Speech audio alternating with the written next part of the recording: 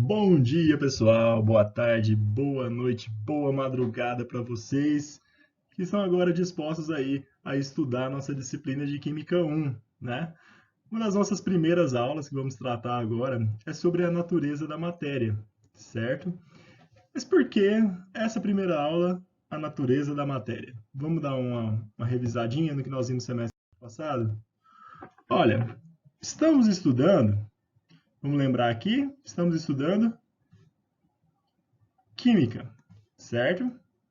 Então, ó, estamos estudando química. Nossa, que letra horrorosa, né? Eu não estou adaptado a essa canetinha. Por definição, química é o quê? Então vamos lá. Ciência.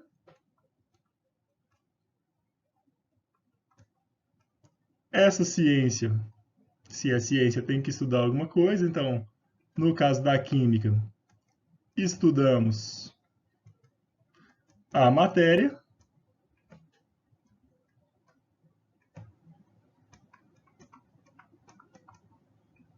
né? A matéria, ela sofre o quê? Transformações, então a gente também estuda essas transformações.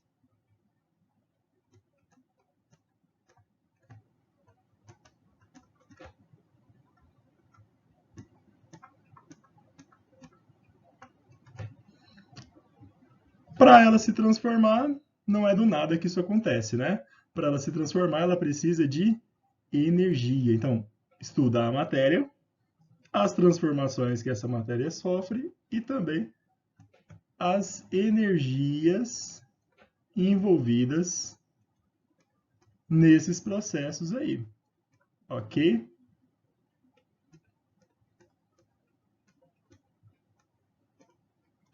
Show? Então vamos lá. Ó. Primeira coisa que a gente verifica, ó, ciência. Então a gente está trabalhando aí com um tipo de conhecimento sistematizado, que leva em consideração a lógica, né? Estamos estudando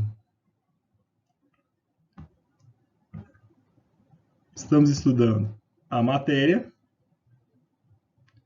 Nós vamos ver as definições aqui do que é matéria, né? Nos próximos slides, tá? Deixa eu achar aqui. Eu estou aprendendo a mexer nesse negócio. Vamos estudar também as transformações que essa matéria sofre e, claro, as energias envolvidas. A aula de hoje, especificamente, vamos trabalhar um pouco de matéria e de energias, certo? Então vamos lá para o próximo slide para a gente ver um pouquinho disso aí. Então, a matéria. Como é que eu posso definir matéria? Matéria é tudo que tem espaço, tudo que tem massa e ocupa lugar no espaço. Então, se tem massa, ocupa espaço. Se ocupa espaço, é porque tem massa, ok? Isso então, matéria é quase tudo. Né? O que a gente pode pensar que não é matéria? A gente pode pensar nas coisas aí do nosso pensamento, por exemplo, né? Como é que eu posso dizer isso? Aquelas coisas que não são palpáveis, certo? Né? Um pensamento, alguma coisa. Você, por exemplo, quando você imagina uma apresentação de PowerPoint, essa apresentação ela não é algo tocável, né? Então, ela é abstrata. Então, essas coisas abstratas aí a gente pode considerar que não são matéria, ok? Mas existe uma relação das matérias aí para que essa abstração também ocorra. Dessa matéria a gente pode sair de matéria, ó, né? Essa matéria ela pode formar um corpo, né? O que é esse corpo? A porção delimitada de matéria. Então você tem o seu corpo. Como que é o seu corpo? É essa porção de matéria aí delimitada, né, que forma aí um corpo. Pode ser você, pode ser a tua roupa, pode ser um carro, pode ser uma caneta que eu esteja utilizando. Então são porções delimitadas de matéria que formam aí o corpo, ok? Se servir para alguma coisa, passa a ser esse corpo, ele tem uma utilidade, então ele acaba sendo chamado de objeto. Esse objeto é formado por moléculas, ou íons, né? Que é uma porção menor, que a gente vai pensar aí já no microscópio, né? E essas moléculas são formadas por átomos, e esses átomos aí são formados por outras partículas subatômicas e por aí vai. Ok? Já que o tema da aula era matéria versus energia, matéria foi tranquilo definir, não foi? Foi tranquilo definir matéria. Já a energia não é algo tão simples assim de definir, né? O que eu posso dizer é que a energia não é matéria. Mas é ela quem faz a matéria se transformar. Tipo, você tem lá gelo. Para o gelo passar para líquido, o que precisa fazer? Tirar do congelador. Então ele vai aquecer e vai transformar. Ah, e se para esse gelo virar vapor? Coloco no fogo. Então ele vai ebulir, formar as bolhas lá e vai. Então, essa energia, ela faz com que a matéria aconteça, não é? Como eu disse para vocês, não é fácil definir a existência, mas é fácil definir o que ela faz. Vamos ver o que ela faz? As principais coisas são realizar trabalho. Então, você vai ter aí uma força que movimenta alguma coisa, né? Se você olhar lá pela física, né? A energia, ela é uma massa acelerada por um determinado espaço, né? Você realizou trabalho. Então, você movimentou uma massa com aceleração em um espaço determinado. Realizou trabalho. Em determinado tempo, se você adicionar o tempo, isso aí, você vai calcular, no caso, a energia, certo? Então, realizar trabalho. Você pode pensar num motor elétrico, né, que gira. Você pode pensar num motor a combustão, que faz ali, faz girar, né, e faz um carro, uma moto também movimentar. Você pode pensar em calor, né? Outra coisa que a energia faz é gerar calor. O simples fato da sua temperatura agora estar em 36 graus e meio é por conta da geração de calor a partir dos alimentos que nós ingerimos. Então, nós transformamos aí os alimentos, né? Eles se transformam em energia para nós conseguirmos aí sobreviver, ok? E agora medir temperatura virou algo muito comum, né? Todo lugar que a gente entra tem lá o termômetrozinho por infravermelho, né? Ficou aquela polêmica de não poder apontar para a testa e tal. Eu não li nada sobre isso, só fiquei rindo disso, mas agora eles ficam apontando para o pulso, né? Achei sensacional. Então, seguimos aí. Foco aqui no meu marcador, que eu achei especialmente para essa aula, hein? Olha que marcador show de bola. Vamos falar então das propriedades gerais da matéria. Por que que elas são gerais? Ó, isso aqui é observado em qualquer corpo. Se é matéria, ela vai ter aí essas propriedades, beleza? Quais propriedades são essas?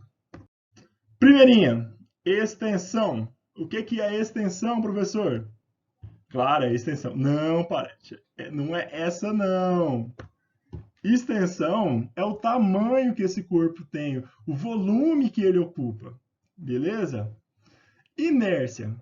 Inércia é aquela paradinha que acontece quando o motorista está lá, você está dentro do busão, aí você fala para o motorista, tá carregando porco não, né? Que ele arranca o ônibus e você é lançado para trás, né? Ou senão ele freia muito bruscamente e você é lançado para frente.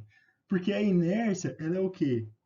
Um corpo que está em repouso tende a permanecer em repouso. Se ele estiver em movimento, ele tende a permanecer em movimento.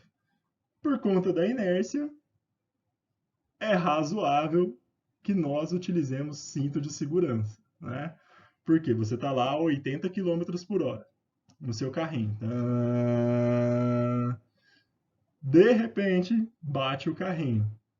Tá, o que bateu foi o carro. Você que está dentro do carro, você continua a 80 km por hora. Tá? Então, quando ele está de 80 e desacelera para zero, é ele que está sendo desacelerado. Você vai ser lançado para frente, porque você está a 80 por hora. Para que você seja freado também, desacelerado, é importante que você esteja preso num cinto de segurança, que ele não esteja preso no seu pescoço ou na sua barriga, se você estiver gestante, né? Show de bola? Seguimos então. A outra, impenetrabilidade. Dois corpos não podem ocupar simultaneamente o esmo. Aqui não é esmo, aqui é, ó, mesmo lugar no espaço, ok? Olha esse busão, que alegria. Lembro dos meus tempos de estudante em Goiânia, que eu saía da Federal e ia lá para Senador Canedo dar aula. Pegava o 263 desse jeitinho aí, depois eu pegava o eixão e ainda pegava mais um busão, tudo nesse nível, ó. Chegava lá cheiroso, que é uma beleza. Tá, dois corpos não podem ocupar o mesmo lugar no espaço. Mas, professor, e aquela experiência que coloca brita, depois coloca areia, depois coloca água e tal? Cara, não, eles não estão ocupando o mesmo espaço, tá? É que existem espaços ali dentro. E essas outras coisas que você coloca está ocupando esses espaços, tá? Mas não está penetrando, uma matéria não está penetrando a outra, tá? Então aqui, ó, cabe mais 10 pessoas. Por quê? Porque ainda tem espaço, tá bom?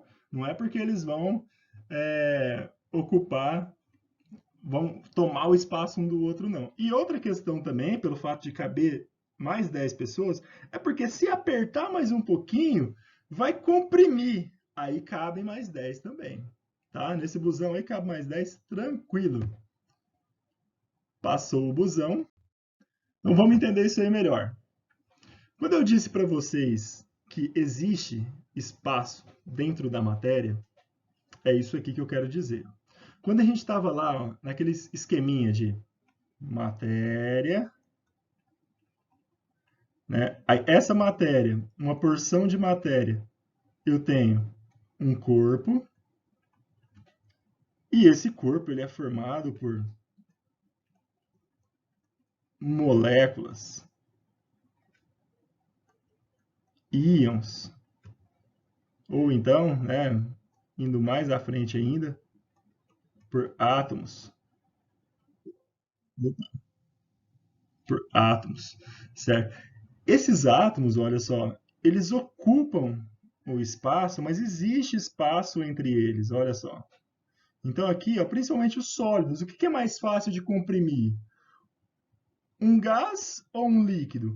É óbvio que é um gás, né? Tanto que existem os compressores de ar, né? Você consegue comprimir melhor um gás, por quê? Porque as partículas estão mais afastadas, então é mais fácil de comprimir, ok? Então qualquer material ele tem essa propriedade, que é a propriedade da compressibilidade. Aqui mostrando para vocês, ó, se apertar, exercer uma pressão sobre o gás, então exercer uma pressão, ele ficou mais comprimido. Então, as partículas que estavam mais distantes agora estão mais próximas. Mais uma propriedade aí geral da matéria, que todo material tem: elasticidade. Ó, o que é elasticidade? É quando você estica, quando você solta, ele volta, tá? Então, ó, retornar o seu volume inicial após cessada a força que causa a compressão, certo? Então aí você pensa em uma cama elástica, né? Quando você pula, você saiu dela, ela continua do mesmo jeitinho, tá? Parou de exercer a força, ela retorna ao seu normal. Ah, professor, mas com o tempo... Sim, mas você está falando de elásticos, né? Específicos. Eu estou falando de uma propriedade geral da matéria, tá? É diferente. E a divisibilidade é que um corpo você consegue quebrar ele em pedaços, tá? Fazer em partículas menores. Inclusive, vamos estudar aí porque algumas coisas são mais quebradiças que outras, né? Por que um metal não quebra tão fácil? Já um vidro, né? Algumas coisas assim quebram com facilidade. E para finalizar, a indestrutibilidade. Olha, hoje eu caprichei nos GIFs. Olha só que fantástico meus GIFs hoje. O Godzilla aí, ó. Versão de 1900 e bolinha. A matéria não pode ser criada e nem destruída. Ela apenas pode ser transformada. Então, você vai lembrar lá de Lavoisier, né? Nada se cria, nada se perde, tudo se transforma. Show! Valeu, galera. Muito bom poder falar para vocês. Saudade de estar com vocês. Se Deus quiser, logo, logo estaremos juntos em sala de aula. Mas eu tenho certeza, aprender e ensinar nunca mais vai ser igual.